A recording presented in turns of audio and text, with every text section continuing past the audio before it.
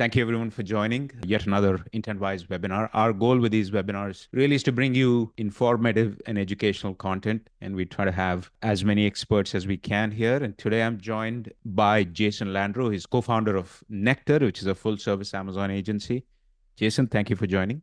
Yeah, thank you for having me. Today's topic is brand stores. It's a huge asset for lots of brands, but we also have a sense that it probably under leveraged. But Jason today is going to share some specifics around how to get the most out of brand store, and I won't say much about that. Jason, why don't you introduce yourself and Nectar, and meanwhile, I'm going to share the slide deck, and then we can get right in. Yeah, thanks again for having me. I'm Jason, one of the founders of Nectar. We're a digital marketing agency with a focus on Amazon. We have a full creative studio in Denver, Colorado. So we do photo, video, graphic design work, copywriting, SEO. We also do marketplace management and ads management. And then we have some other services as well. But we have a real focus on creative and creative performance. Have really built a lot of Amazon brand stores and have seen really a lot of great results leaning into brand stores over the years. And we take a really data-driven approach is I think what has set us apart. All right, Jason, are we ready to roll on the slide deck here? Let's jump right in. I presume most of you who are on here know what a brand store is, but it's basically your website on Amazon.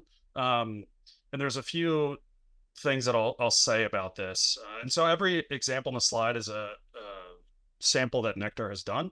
And this is actually, I think, the most recent one. If you go back to Shark and Ninja that we just did actually on the premium builder. But a lot of brands historically have treated their brand store like a catalog, and it's not. It's really, it functions like a D2C site. You can access the brand store by clicking on the hyperlink brand name under the title.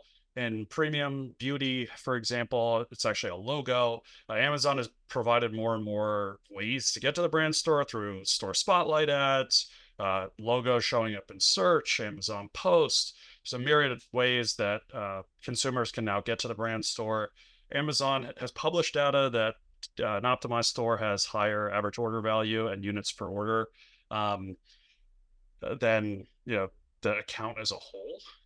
So they see the value in getting consumers to shop on brand stores, and they've made it easier to buy on brand stores by having shoppable widgets, more direct add to cart. So it's really gravitating towards more and more every year to a website-like experience. But it's a great way to curate the shopping experience in the way that you want. You really have to play within a strict sandbox on a PDP. In terms of your image carousel, the bullet points, the title, A+ content, it's all relatively formulaic. Whereas on a brand store, you can more or less do whatever you want. Yes, you can't customize it like you would your own direct-to-consumer site, but you can tell the story, you can merchandise anyway. The power of customizing your brand store is that you can you can control the path to purchase. Which is a big mistake that a lot of brands make. They throw up just a bunch of categories. They don't make their homepage shoppable.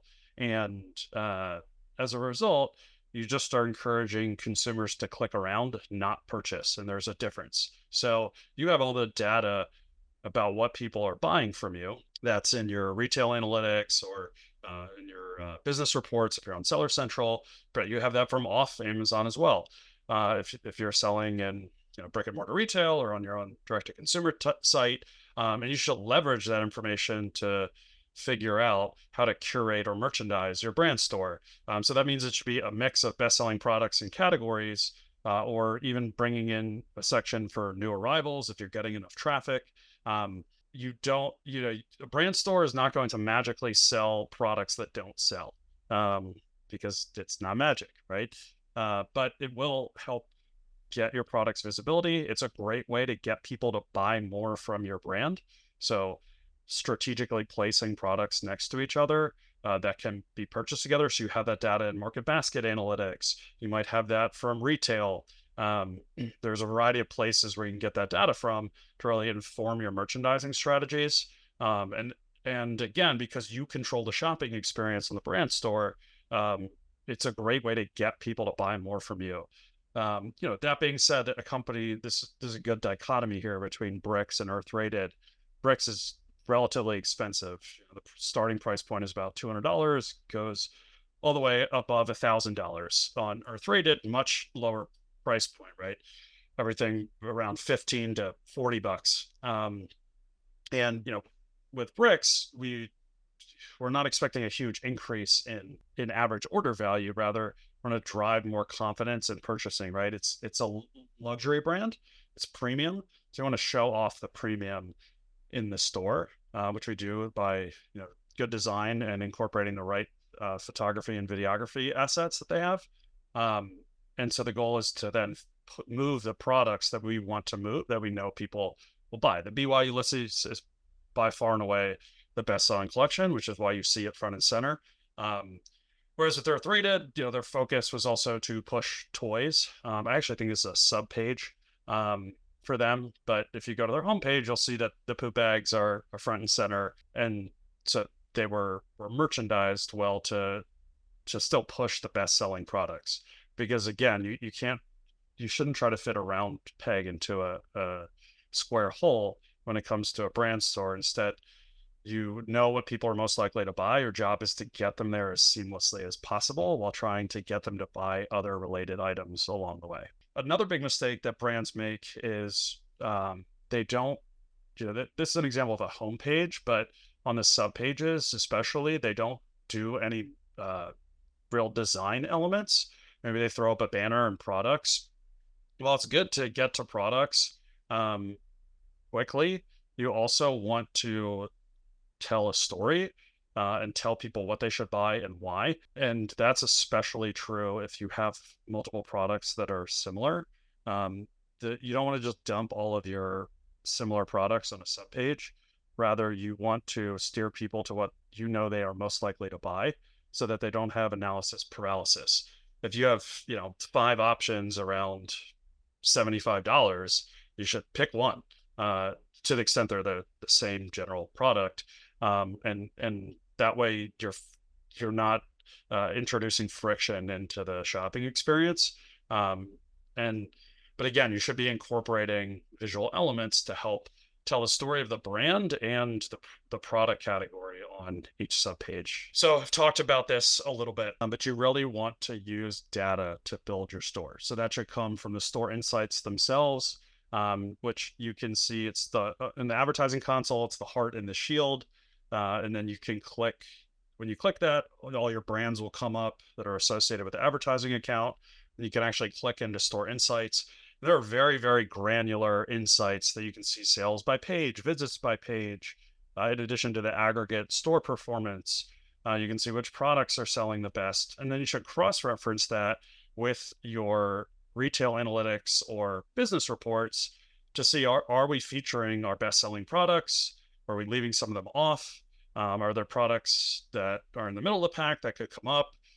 You should also then layer in some of your brand analytics data with Market Basket, for example, to see, are you presenting the right combinations of products that people buy together? So there's a lot of different data that you should layer in to figure out how to curate your store. Another big part of that is the sitemap. A lot of brands think they need to use their brand store to sell every product. It is my opinion, based on the vast amount of brand stores that we've done, that unless you don't have a direct to consumer site, you should not use your brand store to sell everything that you have on your Amazon catalog. Instead, you should, unless your catalog is small and can seamlessly fit into a sitemap that doesn't need to be expanded in terms of the more button, or in regard to the more button, and instead you should really curate the best selling products by category, and then anything that is complementary to those products to help build a basket. Because you should use your direct to consumer site, unless you have some other objective, to be able to push all of your products. The goal at Amazon is really to increase revenue, new to brand customers. So doing less with your sitemap is more. So I'm going on to the next slide, but so it's a little bit of a chicken and the egg, which you need to. One of the first things we do is determine the sitemap, so then we can figure out which products to place on each page.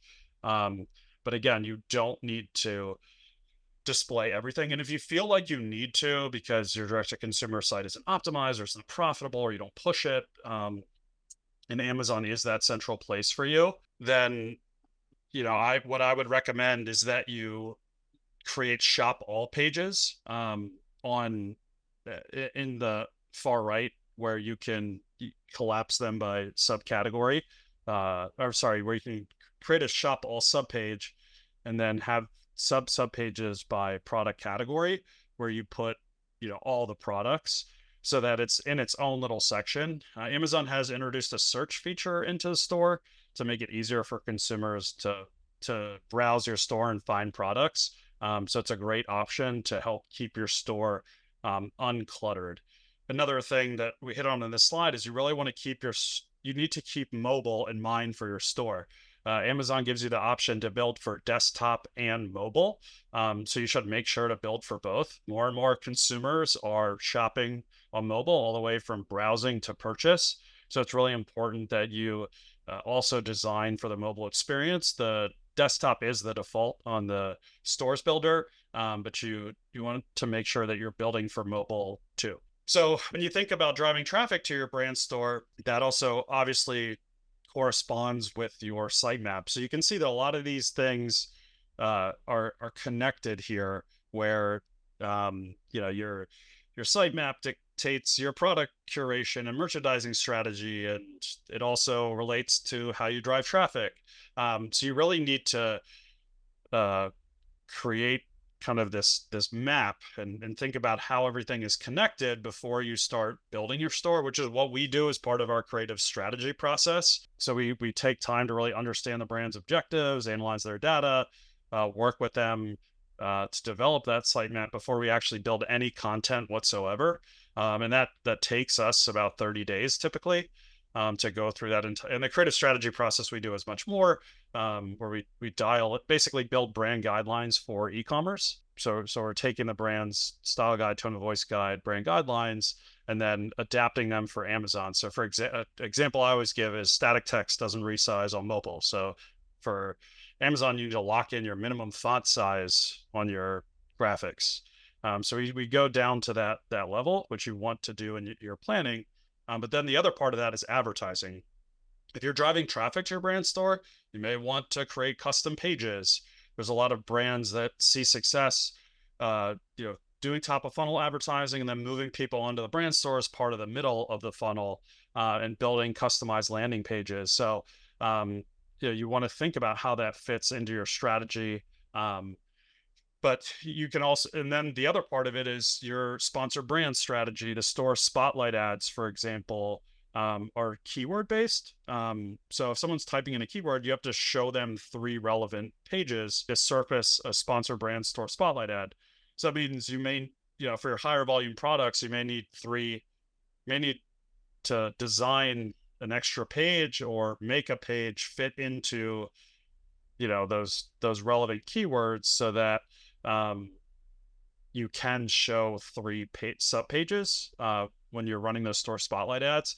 So again, there's a lot of different considerations that you want to essentially weigh as you're building your sitemap.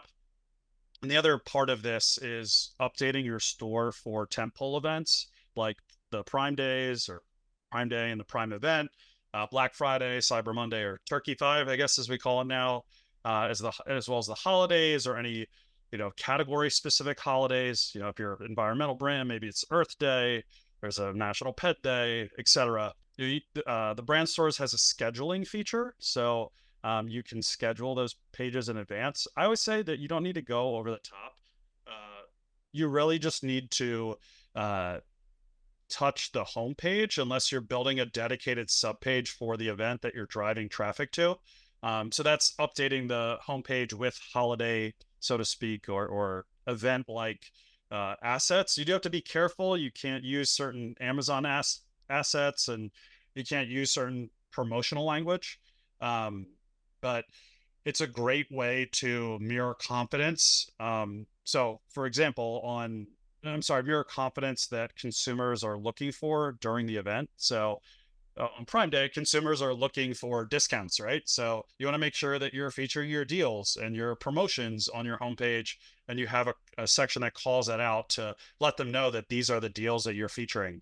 As well as, another example would be, the Christmas time is, if your products are very giftable and they're great Christmas gifts, adding some of those to kind of the Christmas decor, so to speak, or design to your homepage can go a long way, or holiday design, if that's Hanukkah, for example. So you don't have to put in a lot of effort there to do that. It can be small little things where you're redesigning just a couple elements, which again you can schedule to start and end on a certain date. Essentially, some of the mistakes that I've already touched on is you really want to use data, and you should adhere to what the data is telling you.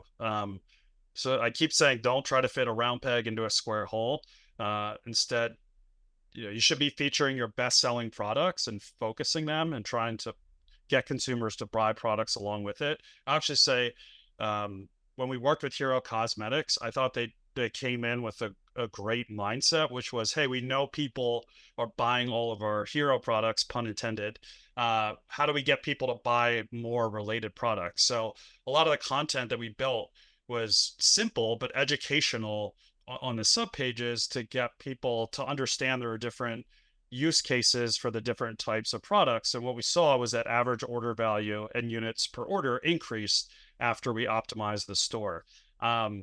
So that's the way to get people to buy more, not just throwing your middle of the pack products in the middle of your homepage.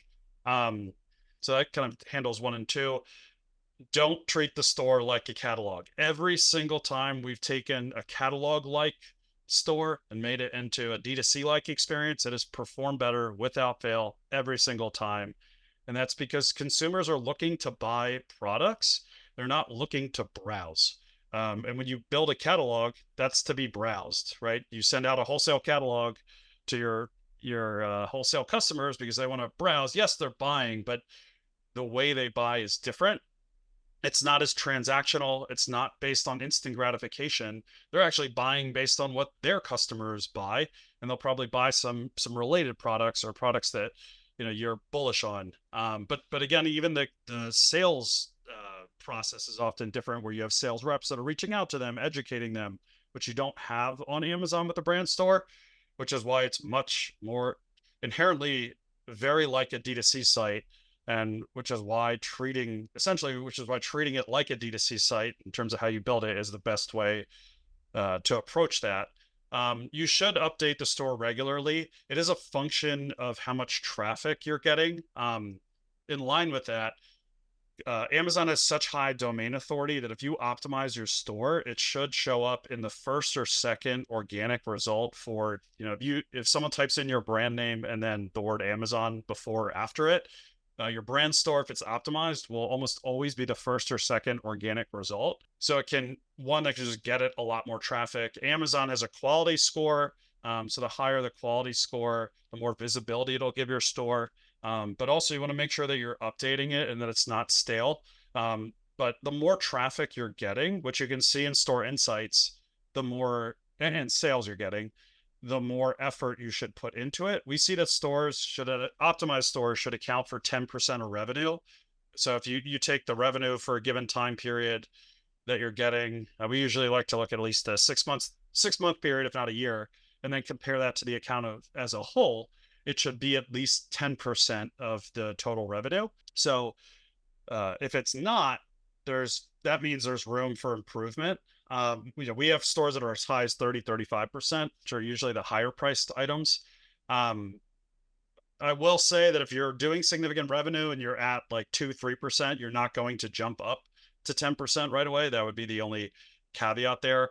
But the more that you update it, the fresher you keep it, the more people also know to visit it, right? Because you see more branded traffic on your brand store. So letting those people know that you update it or showing those people that you update it regularly will give them a reason to keep coming back. And as I hit on before, you have to optimize for mobile, because over half the sessions or glance views are on mobile based on the data that Amazon has released. So as I hit on, you want to be at least 10% of your overall revenue. And then the way that Amazon attributes revenue to the brand store is based on a 14-day attribution window.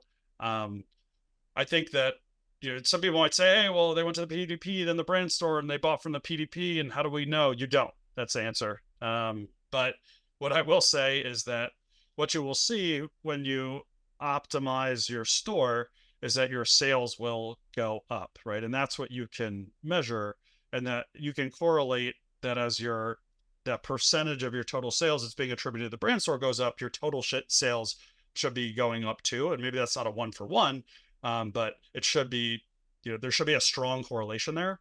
And then the other thing that you should be seeing are the increases in units per order and average order value, as well as new to brand purchases.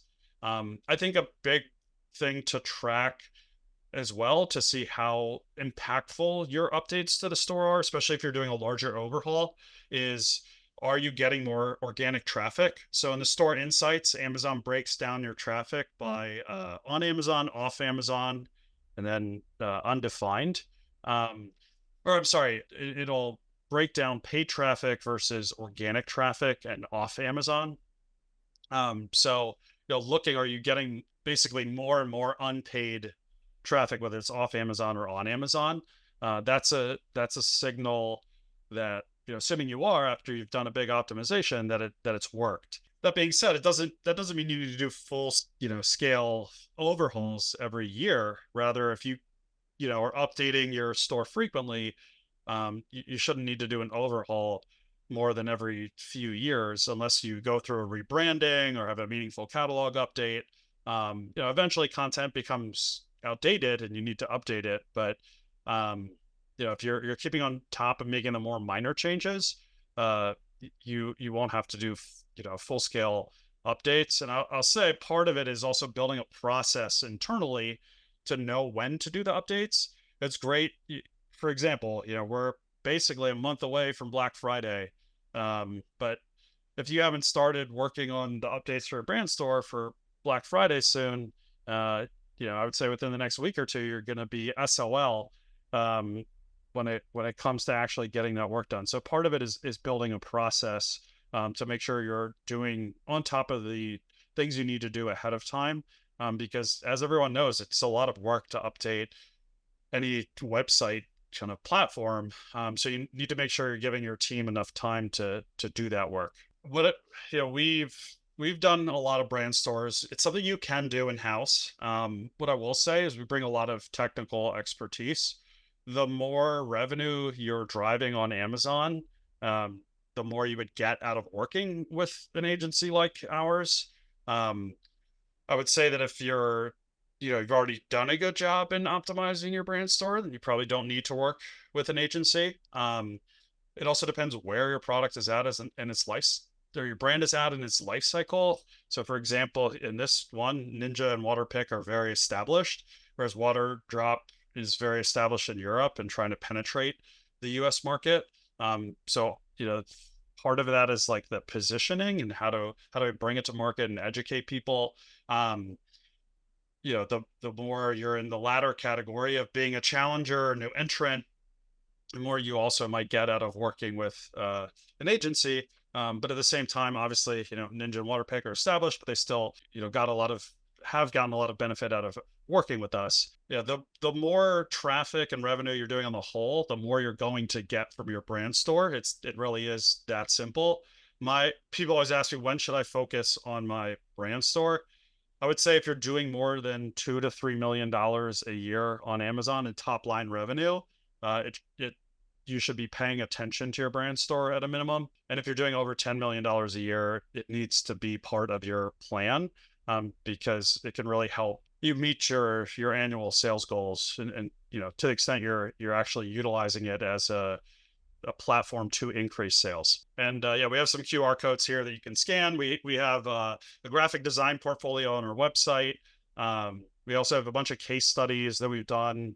There's probably 5 to 7 on brand stores alone that we've published on our website. So yeah, there's a lot of nectars. You got a mattress company, a loyalty points. Thank you so much, Jason.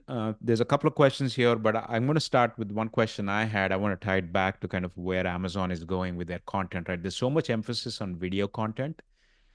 All right. So can you touch on what that means in when a brand is thinking about their brand store? Should there be heavy video emphasis? If so, obviously building video content is not cheap. And of course, there's this whole AI thing that's going on. Any insight into what you do with video content? Yeah, video content is great for showing when it comes to a brand store, is great for showing off the diversity of your catalog, um, as well as any of your unique value propositions. So we often have a video that's very prominent.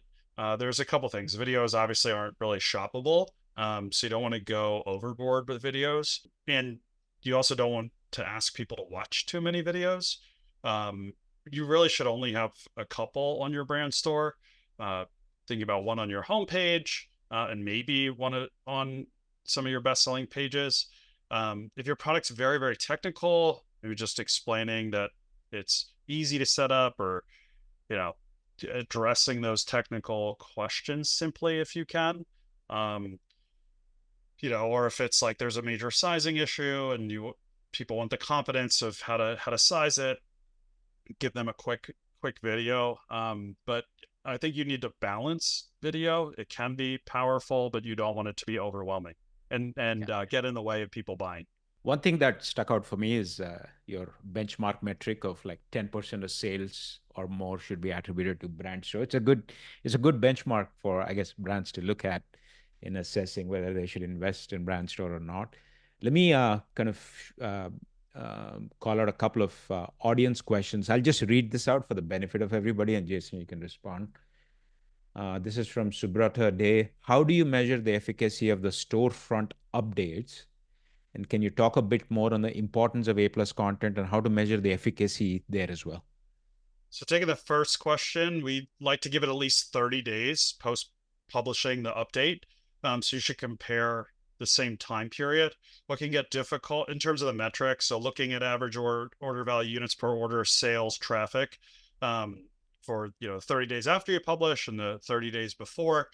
What can get tricky that we have to do often is normalize for variances in ad spend. So if you spend a lot more money and push a lot more traffic, or if there's a tentpole event after you've published during the 30-day period, you have to discount those days or try to normalize, like bring up the pre-day period for the same amount of days somehow.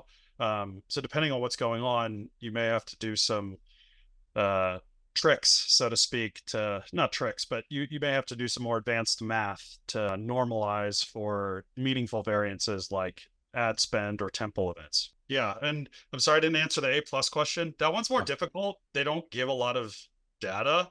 You can do some split tests and they'll tell you what performs better, they being Amazon. It's also tough. I don't know how much they can give you. I'm a big proponent that when it comes to premium, it's all about getting people to buy more with the shoppable product modules and getting them to the brand store with the brand story.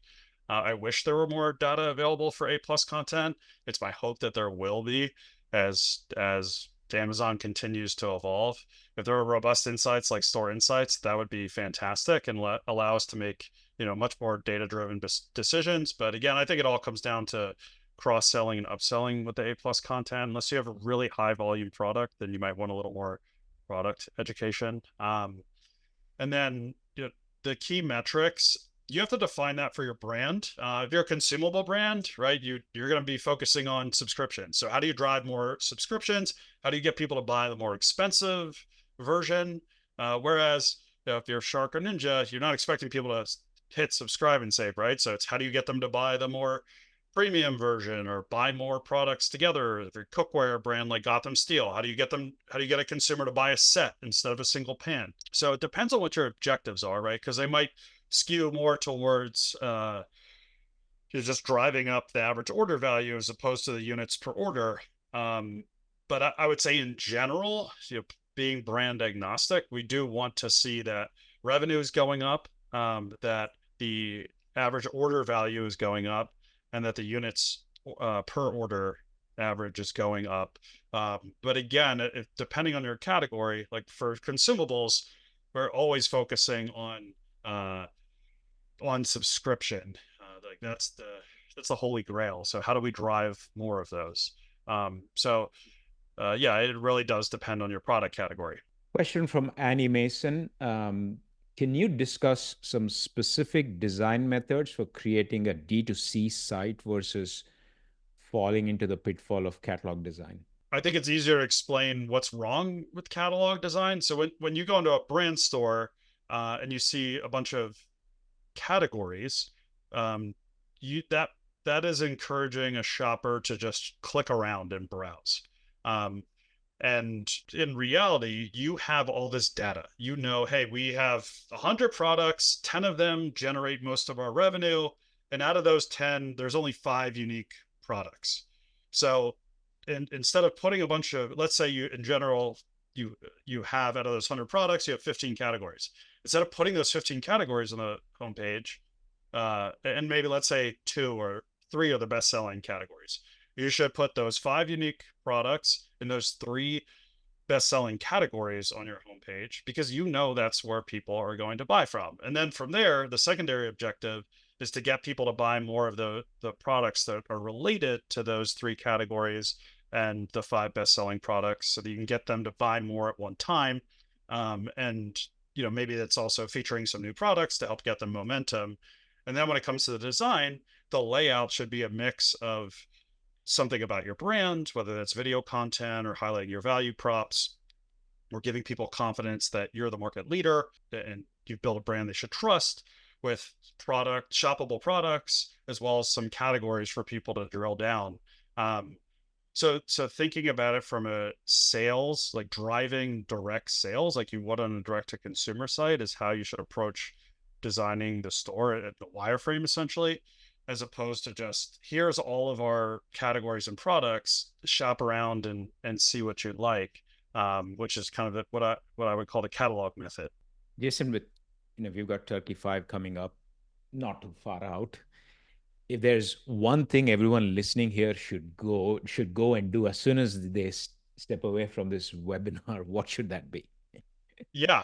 So if you're running deals or have holiday, products that sell more during holidays, which I presume is most, or most brands fall into that category. You should think about how you're going to feature those deals on your homepage, and making sure that you're pushing those products that sell the most on your homepage.